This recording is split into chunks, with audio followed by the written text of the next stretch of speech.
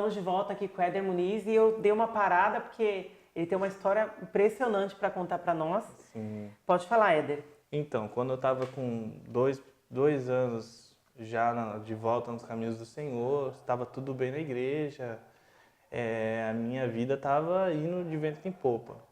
No final do ano de 2013 para 2014, eu fiz uma oração de ano novo. Eu falei para Deus que eu queria que Ele me desse um testemunho de vida, que eu precisava de um testemunho de vida, porque eu não queria ser pastor simplesmente porque sou filho de pastor. Eu queria ser pastor porque para ter alguma coisa, ter um testemunho, ter passado por alguma coisa.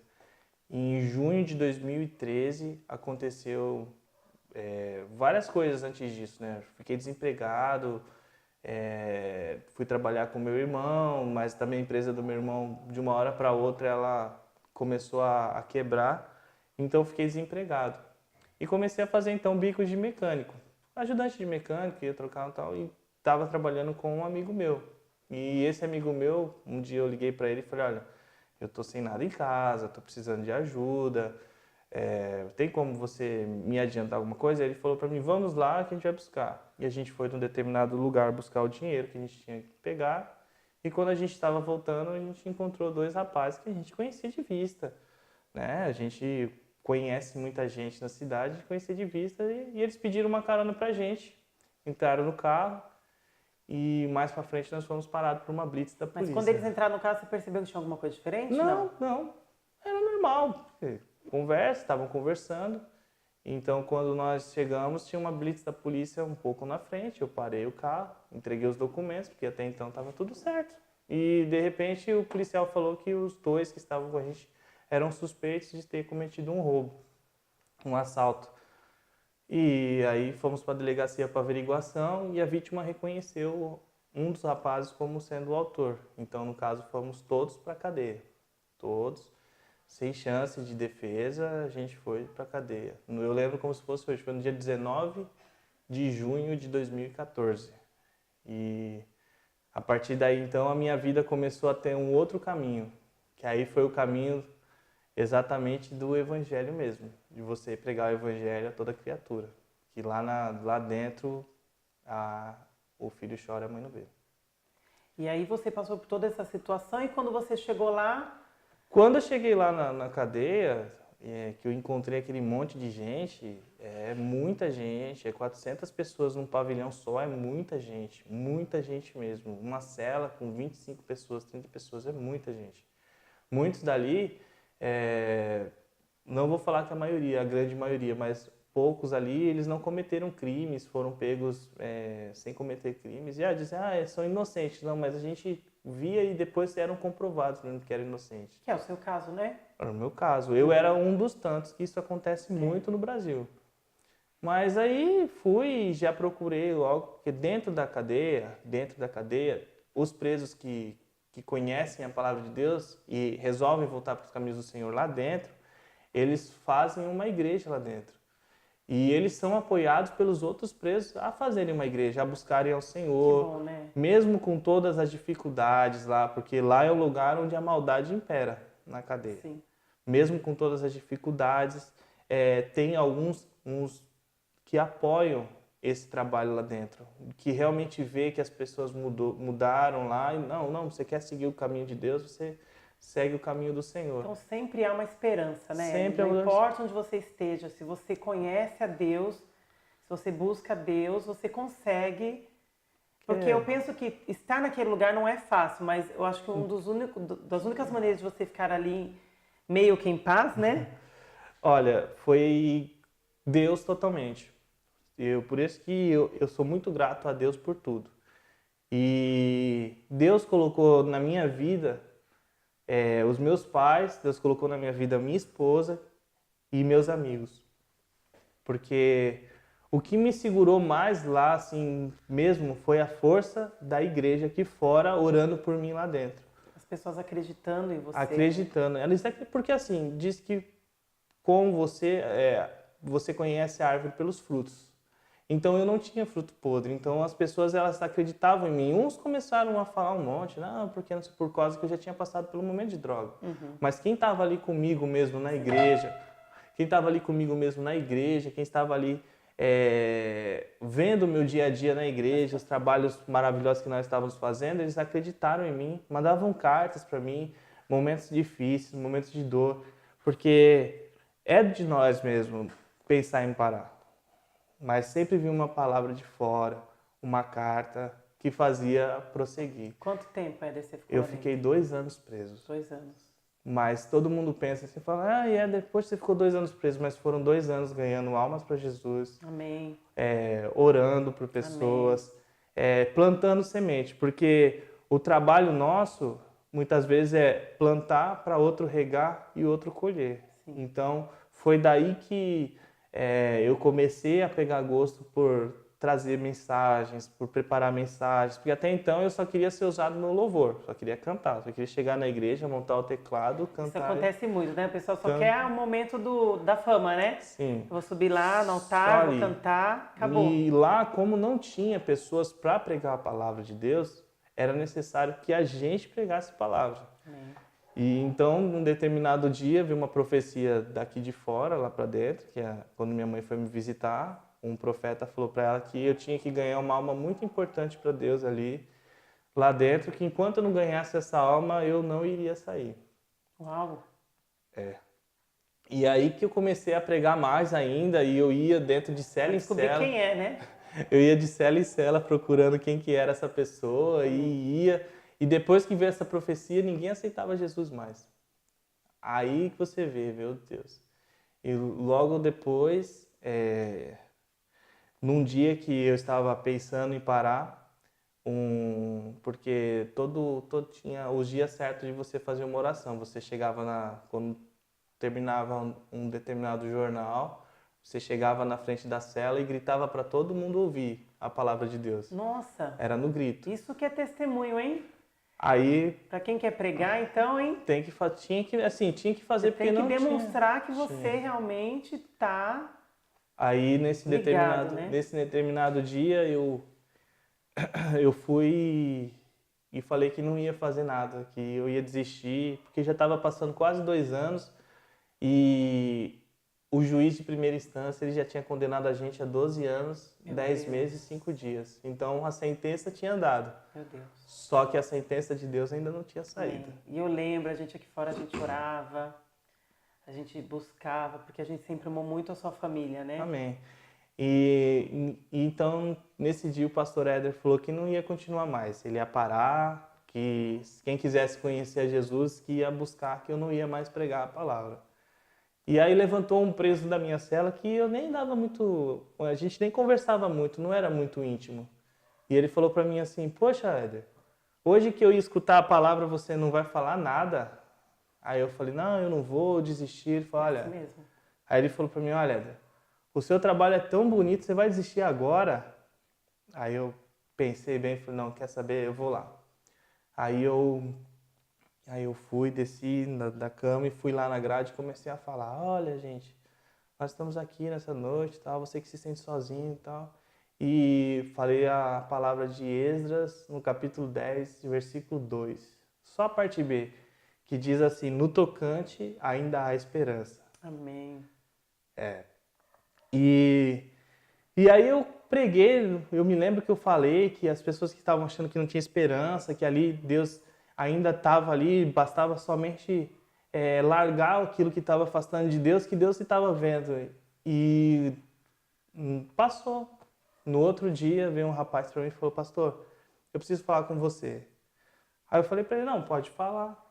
Aí ele falou assim, você já era chamado de pastor lá dentro? É porque todo mundo que prega a palavra de Deus Olha dentro da cadeia é chamado de pastor. Se você prega a palavra de Deus lá dentro, você é chamado de pastor. O reconhecimento ele vem antes da unção, geralmente é assim mesmo, né? Aí ele falou para mim assim, olha, você lembra que um dia, numa mensagem lá na igreja, lá você falou que você tinha que ganhar uma alma para você sair daqui? Aí eu falei, lembro, e eu estou esperando essa alma ainda. Aí ele falou, pois é, pastor, essa alma sou eu. Meu Deus. Nossa. Aí ele se ajoelhou lá e falou, olha, eu orei por ele retornou para os caminhos do Senhor. 3 dias depois eu fui transferido de lá para a penitenciária. Meu Deus. Nessa altura do campeonato, eu tinha recebido uma profecia de Deus que eu iria sair absolvido dali. E Deus sempre falando com você em todos os momentos. Todos os momentos. Quando não era com louvor, era com palavra, era sempre Deus estava ali renovando, sempre Deus está renovando. A nossa vida é assim, quando a gente acha que as nossas forças estão acabando, Deus sempre dá um meio de falar com a gente.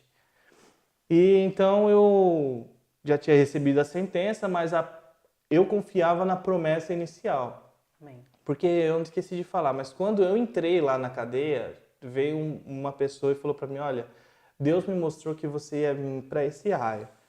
Você é filho de pastor, você é músico na igreja e você está aqui porque você pediu para Deus um testemunho. Na hora, a minha vida, eu retornei tudo que eu tinha pedido para Deus no ano novo, que eu falei na oração. E eu sempre confiei nessa promessa de Deus. O negócio é a gente confiar nas promessas de Deus. É o segredo, é confiar, é ter fé. Aí eu fui e continuei confiando, só que já tinha sido condenado 12 anos, né? Já tinha recebido a martelo, mas eu ainda tinha confiança de que eu ia sair.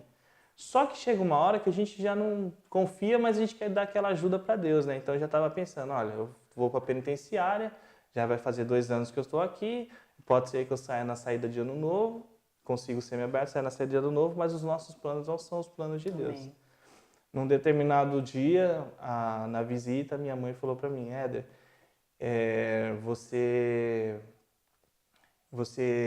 a sua apelação chegou em São Paulo e vai ser julgada na quinta-feira, na quarta-feira.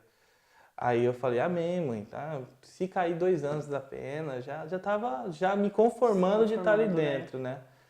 E quando eu fiquei sabendo da notícia, os juízes de segunda instância, eles absolveram. Meu Deus, impressionante. Foi a absolvição. Eu fiquei maravilhado. Tipo, não tem mais, na minha ficha não pode constar aqui, nem que eu passei por um processo. Tá limpo, toda a nome cela de Jesus, foi, pra glória do Senhor, limpo, tudo limpo, limpo, limpo. Limpo, e eu voltei para a igreja e aí sim eu recebi a unção de pastor. Quando eu voltei... Mas já era o pastor Éder que pregava...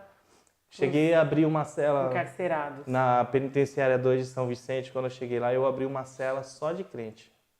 Tinha 38 almas crentes dentro dessa cela. Então lá não entrava nada ilícito. Tinha só bênçãos do Senhor dentro dessa cela. Então não importa a situação, né? Se a pessoa errou, a lei está aí para julgar, às vezes não tão corretamente, né? A gente sabe que a nossa justiça é muito falha em alguns casos. Está aqui o Éder, que foi um caso desse. Mas a gente tem que crer sempre na última palavra, que é a de Deus. O homem pode fazer planos, mas a última palavra vem do Senhor. E não importa onde você esteja, né? Se você estiver no mais profundo abismo, a palavra diz que o Senhor ali está contigo, né? Amém. E então eu voltei com aquele gás todo, né? Então hoje eu sou pastor na Igreja Evangélica Amor em Cristo. Uma igreja linda, viu? Gosto muito da Igreja Amor em Cristo. Tenho um ministério de louvor, faço parte do ministério de louvor, que é uma honra para mim estar fazendo parte desse ministério. Nós fizemos mais amigos, né? Hoje nós temos mais amigos, né? E eu estou caminhando com Cristo aí, seguindo em frente. O que você tem para falar assim para o jovem que está ali? Então, fala assim, olha, eu estou caminhando para esse lado, porque às vezes o jovem começa a ir para um lado ruim, ele acha que ele não consegue voltar, né? Ele acha que não tem volta, mas tem volta. Eu trouxe o Éder aqui justamente por isso, para você saber que tem volta. Não, sempre tem volta. Porque até mesmo na passagem do filho pródigo, ele saiu dos caminhos, gastou todo o dinheiro que tinha, gastou tudo que tinha, viveu levianamente, mas o caminho de casa ele sabia qual que é.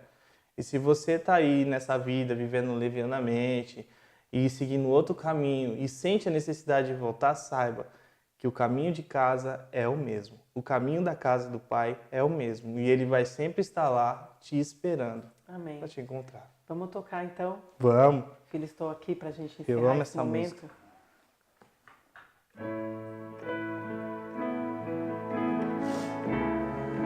Não importa a situação, o momento que você está vivendo na sua vida, o Senhor está sempre de braços abertos te esperando.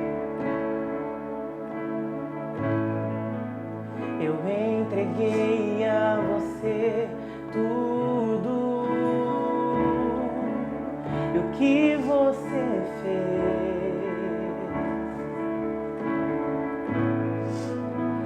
Você me pediu e eu nunca neguei.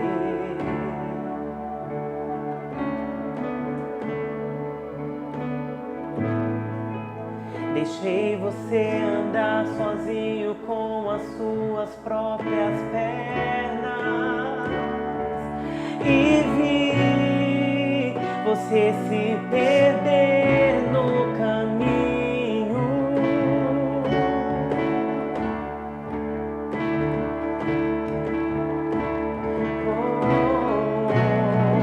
Então pare de quebrar a cabeça, pare de tentar me evitar. Então pare de quebrar a cabeça, pare de tentar me evitar.